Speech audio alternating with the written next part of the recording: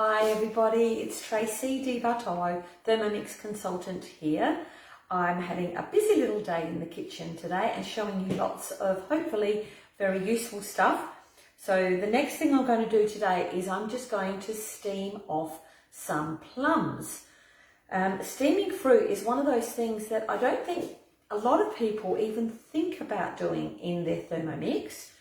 And it's a really good idea that if you have the TM6, then just go to this basic cookbook. But even with the previous ones, you'd have a book of some sort, and in there it will tell you about doing all sorts of things like grinding and milling and mincing, etc. And it will also talk to you about steaming. So we all know that we can steam vegetables, we can steam our fish, our meat, but we can also steam our fruit. So I've been gifted some beautiful plums from somebody, and there was quite a lot of them. So I've worked out what recipe I'm going to use them in, and I'll do that as a bit of a live probably later on this afternoon. But this is my prep for getting ready for that recipe, and I'm going to steam. So in the book, there's a list of all the different fruits. So there's apples, apricots, peaches, pears, pineapples, plums, rhubarb, etc. And basically, the book will tell you how much, so what quantity of fruit are you going to steam. It will tell you whether to steam it in the steaming basket, or for larger quantities, you put it in the varoma that sits on top. It will also tell you how much water to put into the bottom of the bowl, and it will tell you the time, the temperature, and the speed that you need to do. So, plums is easy.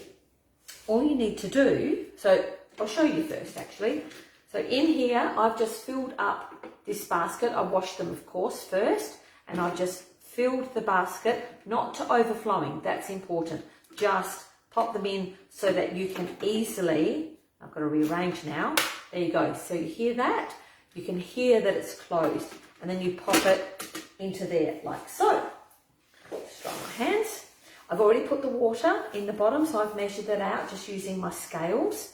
Putting the lid on, and for plums, the book tells me that I need to do them for between 7 to 10 minutes. So I'm just going to do the 7 minutes for now, and it tells me to put it onto varoma, which I will, and then the speed is just speed 1. So it's as simple as that.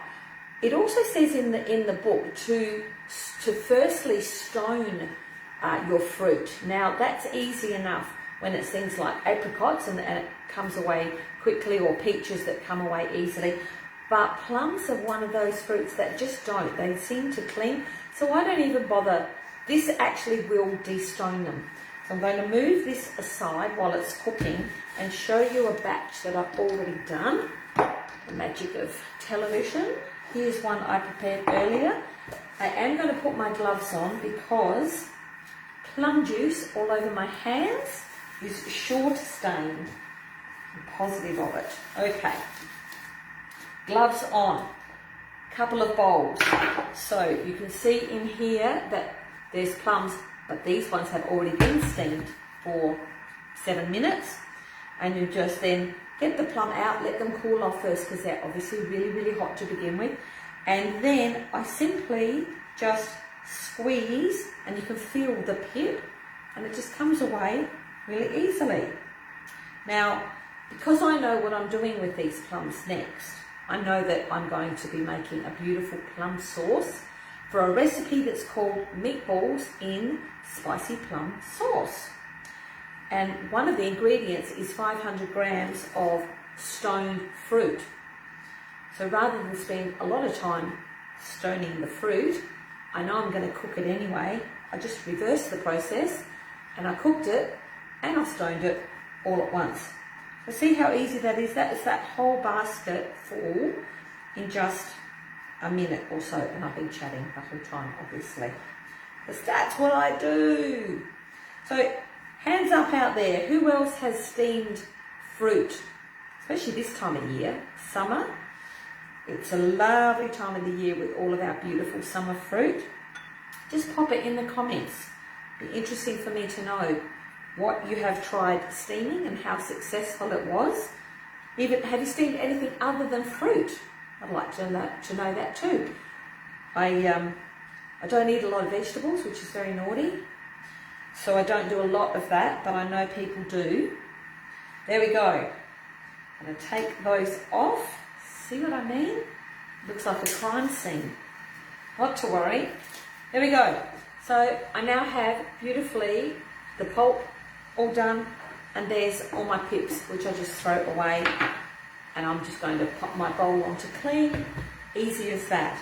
So it makes a really tedious job super simple in your Thermomix. This is what it's all about, everybody. Claire says pears and pumpkin together or no? Separately, I'm betting. Yes, pears are really nice. I'm going to try, there's a beautiful one that we can do in a sous vide bag. So you put your pears in and then, you know, some cinnamon and spices and things like that, and then cook them in the water, sous vide. Yum, that sounds great. All right, lovely. Thanks again for joining me. This was just a brief one so I can show you my prep of what I'm going to use in the next recipe, which is the meatballs in the spicy plum sauce. So I will see you maybe later today. Thanks for joining me. Bye now.